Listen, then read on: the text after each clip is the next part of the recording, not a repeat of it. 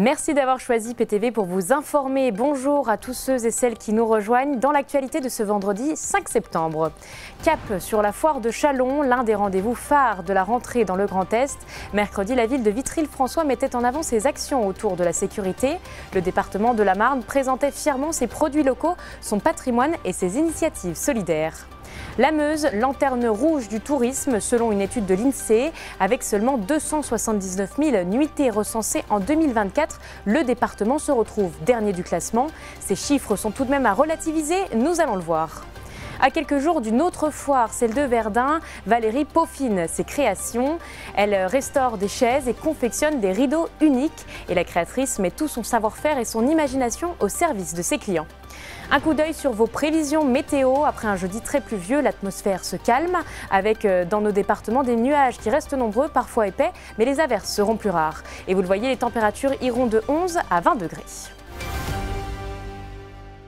Je vous le disais en titre, la foire de Châlons est l'un des rendez-vous majeurs de la rentrée dans le Grand Est. Pour les collectivités, c'est l'occasion de se montrer, d'échanger et de promouvoir leurs actions. Mercredi, on était sur le stand de la ville de Vitry-le-François, une vitrine vivante de ses projets et de ses services. Regardez.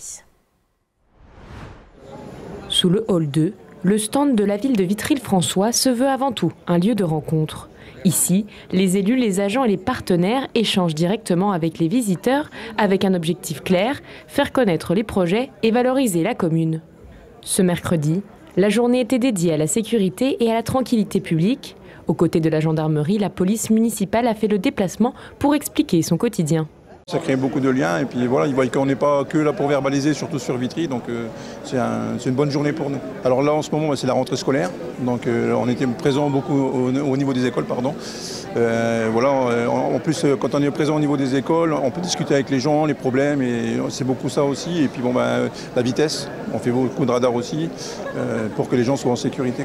À leur côté, le 5e régiment des Dragons, basé à Mailly-le-Camp dans l'Aube, ce régiment blindé de l'armée de terre est un partenaire que la ville parraine.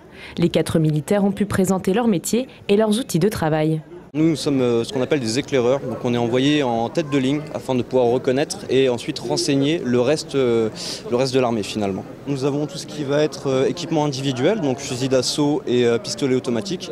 Nous avons également de l'arme d'appui, donc ce qui va être mitrailleuse, lance-grenade et également fusil de précision. Pour tout ce qui est drone, c'est ce qu'on va utiliser en éclairage. C'est ce qui nous permet de faire du repérage à basse altitude afin de pouvoir déceler l'ennemi sans qu'il puisse nous voir. Et pour le maire, cette présence sur la foire n'a rien d'anecdotique. Dans une manifestation qui attire chaque année 200 000 visiteurs, être visible, c'est exister. C'est la rentrée de tous les acteurs économiques. On rencontre énormément de monde ici sur la foire. D'ailleurs, on fait des comptages. On est à plus de 100 vitrias par jour parce que les petites villes souffrent. Les petites villes sont en concurrence et on a quand même toujours, en France depuis une vingtaine d'années, favorisé les métropoles. Et ça défavorise les villes comme Bar-le-Duc, Saint-Dizier, Vitry-le-François. Donc il faut que les équipes municipales travaillent sur l'image de la collectivité. Après la journée sécurité, d'autres temps forts sont attendus, du sport, de la culture. La foire de Châlons est le 2e grand rendez-vous agricole de France. La petite ville de 12 000 habitants veut prouver qu'elle a elle aussi sa place dans ce grand rendez-vous et dans son département. Un autre stand de plus de 450 mètres carrés trône aussi dans cette foire. Le département de la Marne rayonne pour cette 79e édition qui, je le rappelle, se tenait du 29 août et va jusqu'au 8 septembre 2025 au Parc des Expositions. À travers son stand entre produits locaux, solidarité et patrimoine vivant, la Marne se positionne fièrement à l'avant-scène de cet événement phare de la rentrée. Dans les allées du Parc des Expositions, le stand du département de la Marne. Un espace pensé comme une vitrine avec plusieurs zones dédiées à la découverte. Les visiteurs y trouvent une boutique éphémère, mais aussi des espaces individuels où producteurs et artisans viennent faire découvrir leur savoir-faire. Gastronomie, artisanat, innovation locale, les produits sont tous labellisés Made in Marne. Au-delà de cette mise en avant, la journée a été marquée par un temps fort symbolique, la remise d'un trophée au club de football des Sourds de Reims. Pour saluer ce trophée. Pour le département, la présence à la foire de Châlons est aussi l'occasion d'aller à la rencontre du public. Environ 250 000 visiteurs sont attendus pendant l'événement, considéré comme le 2e rendez-vous agricole de France après le salon de l'agriculture à Paris. Et donc ce stand, on l'a voulu très animé, mais surtout pour informer le public Le département, ce n'est pas un guichet, on s'occupe du social. Le social, il y a bien sûr les personnes âgées, l'insertion, l'enfance malheureuse et le handicap. Et donc ici, il y a plein de personnes qui sont capables de renseigner tous les administrés, tous les citoyens de la Marne sur toutes nos compétences. Et c'est ça qui est important. Mais en même temps, on a voulu que ce centre soit animé. Donc il y a des exercices festifs toute la journée. Et le soir, notamment, il y a une scène où on fait intervenir des artistes locaux. Nous avons beaucoup de patrimoine ici dans la Marne, pas seulement à Reims, puisque nous avons la Porte Mars, qui est un des patrimoines les plus anciens de l'époque des Romains. Nous avons la cathédrale, qui était la cathédrale des Sacres. Mais nous avons aussi beaucoup d'autres patrimoines, que ce soit à Épernay, à Châlons-en-Champagne, à Vitry-le-François.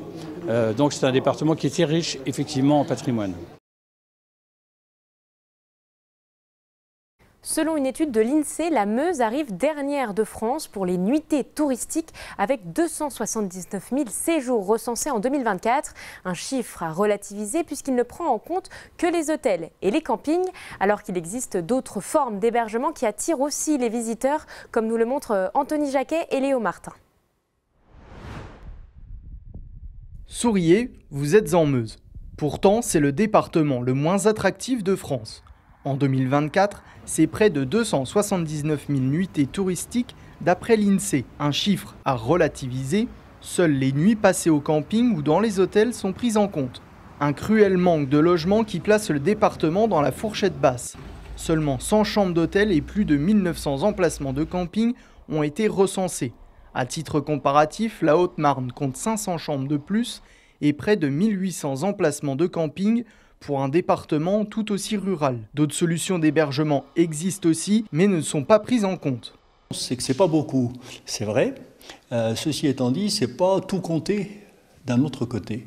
On imagine avec les différentes structures d'accueil qui ne sont pas obligatoirement les hôtels au sens hôtelier du terme, mais les chambres d'hôtes, les gîtes, etc., sans doute plus de 2 millions de nuitées en Meuse. On ne peut pas dire que l'absence de tourisme sur Bar-le-Duc et les environs du sud meusien soit significatif. Dans cet hôtel à Commercy, le bilan est mitigé pour l'été 2025. En juillet, seulement 60% de l'hôtel était complet.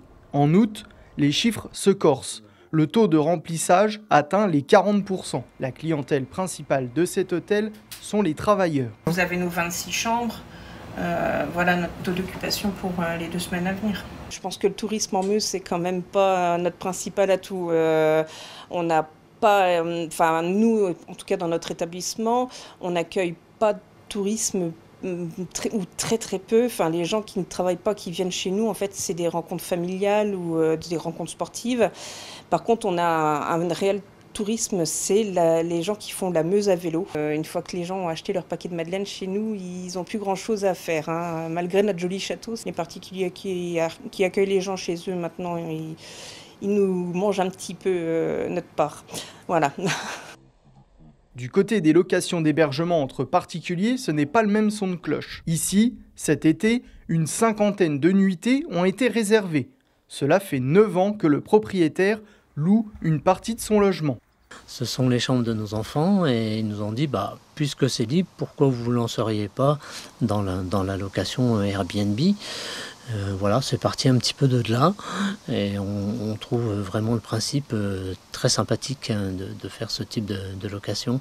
On rencontre plein de gens d'horizons différents et les discussions sont très souvent très intéressantes. On est beaucoup plus à l'aise dans un Airbnb, on discute avec les gens, chose qu'on ne retrouve pas dans un hôtel. Sur les 1900 places de camping dans la Meuse, à Bar-le-Duc, il y en a une trentaine. D'autant plus que celui-ci est très fréquenté par des touristes étrangers. Le terrain de camping de Bar-le-Duc a été, cette saison jusqu'alors, un petit peu moins fréquenté que l'an dernier, pour diverses raisons. Simplement, le mois de juillet n'a pas été obligatoirement une réussite absolue. Un changement de gestionnaire et des travaux devrait avoir lieu dans les semaines à venir. Le camping sera donc ouvert toute l'année, un point sur lequel le département compte bien s'appuyer pour ne plus être dernier du classement. Depuis plus de 2 ans, le SDED 52 installe des bennes à réemploi dans les déchetteries du département. L'objectif est de lutter contre l'augmentation des déchets et de permettre aux associations locales de bénéficier des objets récoltés. À Brottes, en Haute-Marne, la benne profite notamment au Resto du Cœur. Célia Richard vous le montre. 300 tonnes d'objets déposés en 2 ans. Cette benne de réemploi, installée en avril 2023 à Brottes, est une des réponses du plan départemental de prévention des déchets ménagers et assimilés. L'objectif est de réduire au maximum les détritus. Alors, pour y arriver, le SDED 52 a mis en place une dizaine de contenants sur l'ensemble du département. Alors c'est une idée qui trottait dans la tête du Z depuis un certain temps, parce qu'on s'était aperçu que sur les déchetteries, il y avait quand même des choses qui étaient jetées et qui pouvaient être éventuellement réemployées. L'idée, c'était pas forcément de laisser les associations ou les personnes concernées venir chercher les objets, mais de mettre en place une stratégie au niveau départemental avec toutes les structures d'insertion et de solidarité pour qu'elles puissent, chacune dans leur compétences, venir chercher les objets qui seraient déposés dans des bennes spécifiques, des bennes de réemploi. Les usagers peuvent se rendre dans leur déchetterie pour déposer les objets dont ils ne se servent plus. Un premier tri est effectué par le gardien pour voir si l'objet est conforme. Les agents procèdent ensuite 1 à 2 fois par semaine à une opération de vidage de la benne. Dans cette benne réemploi, les déchets qui sont acceptés sont des déchets d'ameublement. On retrouve des articles de sport, des articles de loisirs, même du matériel médical, des livres. Voilà. Donc ici on a une affiche qui vient récapituler les différentes catégories de déchets que les usagers sont susceptibles de donner lorsqu'ils viennent ici à la déchetterie. Et puis vous le voyez, on a des dispositifs qui permettent finalement de faire un pré-tri des objets par famille, tout simplement. Aujourd'hui, une vingtaine d'associations profitent des objets récoltés. Chaque semaine, ils se rendent à la pépinière pour effectuer le ramassage. Chaque association est spécialisée et ne récolte qu'un type d'objet à chaque fois. On est au-dessus de nos objectifs, c'est-à-dire on n'avait pas d'objectif de tonnage parce qu'on ne savait pas du tout où on allait. Et aujourd'hui, on se rend compte qu'on est très satisfait, même plus que satisfait du résultat que l'on a obtenu, parce que ça marche vraiment très fort. Non seulement ça marche fort, mais quand on rencontre les associations, on s'aperçoit que 80% des objets qui sont récupérés par les associations sont réutilisés. Au-delà de l'aspect écologique, ces bennes ont permis de créer une véritable économie circulaire sur le département. Ce sont 37 emplois dans les structures d'insertion et 4 emplois liés directement au tri et au ramassage des objets qui ont été créés sur les 2 dernières années. Les bennes restent accessibles au public lors des heures d'ouverture de chaque déchetterie. Depuis quelques années, Valérie restaure et crée des chaises d'époque, des rideaux ou encore des stores. À quelques jours de la foire de Verdun, la créatrice est en plein préparatif. Elle veut faire parler sa créativité afin de séduire des nouveaux clients. Léo Martin nous emmène dans son atelier. C'est un public reportage. Des chaises qui connaissent une seconde jeunesse et des tissus de toutes sortes et de toutes les couleurs. Dans l'atelier de Valérie, plusieurs pièces mais surtout plusieurs objets sont restaurés. Ces rideaux, elle les a imaginés avant de leur donner vie. Ils seront exposés lors de la prochaine foire de Verdun. Un travail de longue haleine qui lui a demandé des semaines de travail, mais le résultat en valait la peine. Dans cette création, Valérie y a mis toute son imagination. La personne qui viendra me confier son mobilier ou son décor de fenêtre, il aura quelque chose de purement personnalisé. Il n'aura pas le même décor chez son voisin ou ailleurs, puisque chaque intérieur est différent. Tout est possible. Donc ça, j'aime bien quand on me laisse la carte blanche. C'est vrai que là, j'adore.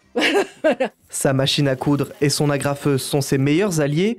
Chaque création est différente.